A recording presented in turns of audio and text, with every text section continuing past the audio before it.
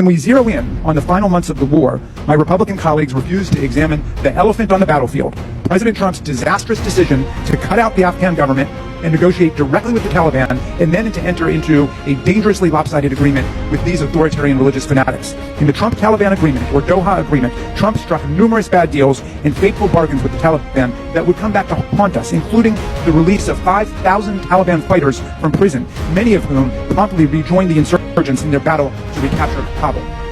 Our colleagues have also conveniently ignored President Trump's decision just 4 days after Joe Biden was declared the winner of the presidential election to secretly order the withdrawal of all troops by January 15, 2021, a move that stunned his own military generals, and which Chairman of Joint Chiefs of Staff General Mark Milley called, quote, odd, not standard, and potentially dangerous.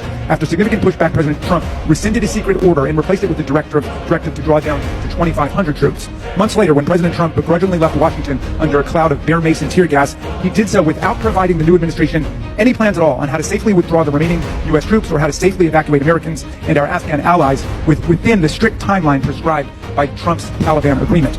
This failure was not an accident, but was calculated to force Biden's hand. President Trump later bragged about this maneuver at a rally with his supporters, stating, "I started the process. All the troops are coming back home. They could not stop the process. They wanted to, but it was very tough to stop the process." Trump moved forward with the withdrawal of U.S. troops even as the Taliban increased violent attacks against the Afghan government and refused to sever ties with terrorist groups, including the Haqqani